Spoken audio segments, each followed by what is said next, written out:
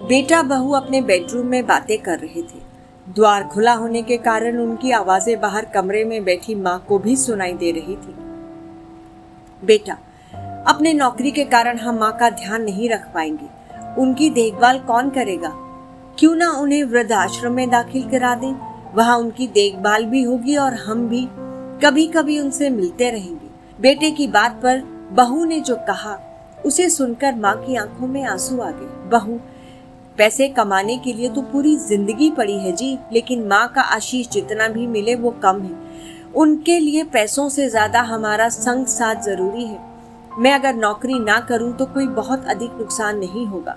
मैं माँ के साथ रहूंगी, घर पर ट्यूशन पढ़ाऊंगी, इससे माँ की देखभाल भी कर पाऊंगी। याद करो, तुम्हारे बचपन में ही तुम्हारे पिता नहीं रहे और घरेलू काम धाम करके तुम्हारी माँ ने तुम्हारा पालन पोषण किया, तुम्हें पढ़ाया लिखाया, काबिल बनाया।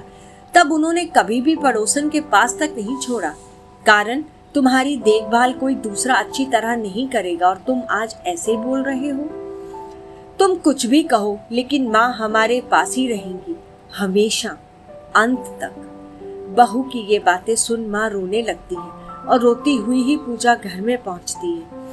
ईश्वर के सामने खड़े होकर माँ उनका आभार मानती है और उनसे कहती है, भगवान, तुमने मुझे बेटी नहीं दी, इस वजह से कितनी ही बार मैं तुम्हें भला बुरा कहती रही, लेकिन ऐसी भाग्य लक्ष्मी देने के लिए तुम्हारा आभार मैं किस तरह मानूं। ऐसी बहू पाकर मेरा तो जीवन सफल हो गया प्रभु।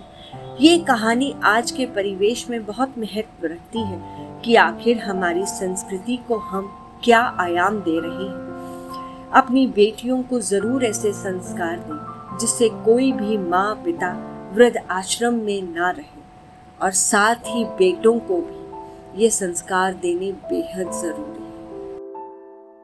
कहानी अच्छी लगी हो लाइक करें, शेयर करें, सब्सक्राइब